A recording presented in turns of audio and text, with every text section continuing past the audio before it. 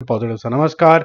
और मुझे बोला गया है कि यार ये जो सेगमेंट है र्यूमर मिल का, जिसके अंदर न्यूज़ भी आती है, जिसके अंदर र्यूमर्स भी आते हैं, उसको ज़रा थोड़ा सा और हवा दीजिए और ज़्यादा कवर करिए। हालांकि न्यूज़ सब लोग पढ़ लेते हैं, लेकिन उसके अंदर कुछ कुछ फ्लेवर होता है जो आप शायद सुनना चाहते होंगे, तो मैं बता देता हूँ। कुछ कुछ अच्छे कमेंट्स आए थे, तो मुझे भी थोड़ी प्रेरणा मिलती है। अगर आपको अच्छे लग रहे हैं ये र्यूमर मिल के एपिसोड्स, तो प्लीज़ आप कमेंट बॉक्स में एक अप्रिसिएशन नोट ज़रूर डाल देना।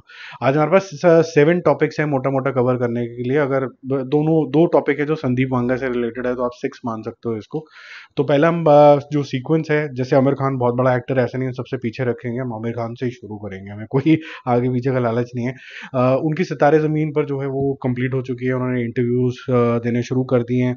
एक अच्छी बात ये लगी, उन्होंने बोला कि जी जितना भी मैंने एक्टिंग निकालने की कोशिश करी लाल सिंह चड्ढा के अंदर, वो मेरी गलती थी, मेरी बेवकूफ़ी की वजह से वो फ्लॉप हुई है, और वो किसी भी जनता की गलती नहीं है। यहाँ पर जो डिस्कशन हुई थी कि भाई जो एंटी नेशनल और ये सब चीज़ें बातें और पीके का रेलेवेंस दे देना, लाल सिंह चड्ढा बॉलीवुड ये हाई हाई होना शुरू हो गया था, उसका कोई भी टॉपिक नहीं चढ़ा है, राइटफुली सो। करंट टॉपिक पे रहना चाहिए, गड़े मुर्दे किसी भी इमरजेंसी के तरीके से नहीं निकालने चाहिए। I think you got the gist what I am trying to say. ठीक है, अब सेकंड पॉइंट पे चलते हैं कि भैया आमिर खान का जो ये रिलीज है कब है, ये क्रिसमस के अंदर ये रिलीज है, and he is very excited as per him. जो एक्टिंग इनको लगता था वो करते थे, और जो मिस हो गई लाल सिंह चड्ढा में, वो वापस आ गई है। क्या जेनुअनली वापस आ गई है? वो अभी फिलहाल के लिए जनता जनार्दन के ऊपर छोड़ देते हैं, यानी कि यू एंड मी। फिलहाल के लिए he is looking very very positive, he is in a very positive frame of mind to give this movie to the people and for the society, क्योंकि ये थोड़ी सोसाइटी वाली पिक्चर है। इसके बाद जो पिक्चर है वो थोड़ी मास मसाला वाली पिक्चर है, आमिर खान करने वाले हैं, उसके बारे में हम अलग वीडियो में बात करेंगे। संदीप रेड्डी मांगा के सेकंड पॉइंट और थर्ड पॉइंट के ऊपर हम बात करने वाले हैं, क्योंकि उनके पास दो ही मूवी हैं जो उन्होंने अनाउंस करी है, एक रणवीर कपूर के साथ और एक प्रभास के साथ। प्रभास की स्पिरिट के ऊपर काम चल चुका है, और वो एक इंटरव्यू में उन्होंने बोला कि संक्रांति वाले दिन मेरे को लॉन्च करनी है 2026 के अंदर। तो अभी वो 2 साल है, लगभग लगभग 1.5 साल है, लगभग लगभग जनवरी के अंदर। बट मुझे पता है ये 1.5 साल में पिक्चर बन नहीं सकती है ये वाली, क्योंकि अगर आप बोल रहे हैं कि प्री प्रोडक्शन के अंदर है, तो साल भर और लगेगा। मोस्ट प्रॉब्ली ये सितंबर जो उनका टाइम रहता है, सितंबर दिसंबर, उस टाइम के ऊपर ये चली जाएगी, विच विल बी 2026। तो अगर ये सितंबर दिसंबर 2026 में जाएगी, तो जो थर्ड पॉइंट है संदीप रिलेटेड वो है रणबीर कपूर का। तो एनिमल पार्क कब आएगी? एनिमल पार्क और 2 साल लगेंगे as per the latest interview of Sandeep मांगा, विच मीन सितंबर या दिसंबर ऑफ 2028, यानी कि 4 साल अब से आपको देखने को मिलेगा दोबारा से एनिमल। जब पहले पहले इंटरव्यूज आए थे, तो ऐसा लग रहा था कि बस अब सबसे पहला प्रोजेक्ट ये यही करने वाले हैं। बट हैविंग सेड दैट, अभी बहुत लंबा रास्ता है, 4 साल। He is devoted to 2 movies, 2 years each. ठीक है, अब कंगना रनौत की इमरजेंसी के ऊपर बात करते हैं। देखो क्या होता है ना, कि जब आप किसी से कोई फेवर लेने जा रहे हैं, पब्लिक को बोल रहे हैं मेरी पिक्चर देख लेना, किसी को आप इंटरव्यू दे रहे हैं, तो बताते हैं कि ये मेरी मूवी कितनी इंपॉर्टेंट है, ये क्या डिलीवर करेगी, आप नागिन नहीं बन जाएंगे। तो क्या होता है कि इनके जितने मैंने इंटरव्यू देखे हैं, सो फुल ऑफ हरसेल्फ। और सेकेंडली, एक साइड ये हो सकती है कि भाई ये वुमन है and she is a great achiever, nobody is taking that away. तो आप ऐसा सोच सकते हैं कि यार उसने कितनी मुश्किल से ये सब कुछ अचीव किया, तो उसको थम्स अप तो दो। मेरे ख्याल से एक थम्स अप नहीं, डबल ट्रिपल थम्स अप देना चाहिए। अकेले कुछ भी मुकाम करना, और एज अ एमपी उन्होंने 100 करोड़ रुपए का अपना डिक्लेरेशन भी दिया है, 94-96 करोड़ रुपीज का। तो इतनी बड़ी इनकम भी डिक्लेयर करना आसान काम नहीं होता किसी के लिए भी। तो वो उसके लिए कॉन्ग्रेचुलेशन। बट जब आप एक मूवी को सेलिब्रेट कर रहे हैं, और मूवी को मूवी की तरह लोगों को दिखाने की कोशिश कर रहे हैं, तो फिर आप रोना रो रहे हैं कि भाई एनिमल को जो है वो एनिमल के मेकर्स को पनिश करना चाहिए, मेकर्स को पनिश करना चाहिए।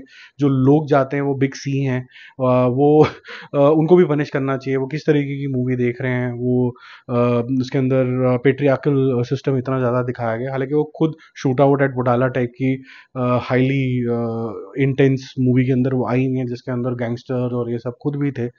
बट अपनी बारी में सब लोग सब भूल जाते हैं। तो मुझे ऐसा लगता है कि she has to change her behavior and she has to concentrate on one thing. Either she can be a politician or she can be an actor.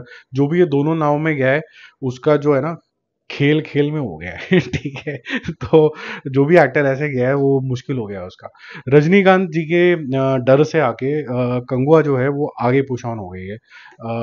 Rajinikanth जी ने डिसाइड किया है कि वो कंगुआ के साथ अक्टूबर 10 को ही रिलीज करेंगे, जिससे कंगुआ मोस्ट प्रॉब्ली शायद इस साल रिलीज ही नहीं होगी, अगले साल जनवरी में हो सकता है ये रिलीज हो। इसकी डेट जो है अभी फाइनल नहीं हुई है, but it is not clashing with Lyca produced presented Rajinikanth साहब की वितयन, तो वो भी काफ़ी बड़ी मूवी होने वाली है। तो ये कंगुआ उसके साथ नहीं होगी, और क्योंकि दोनों ही तमिल मूवी हैं तो एक दूसरे का बिजनेस नहीं खाएंगी, जो कि अच्छी बात है मेरे ख्याल से।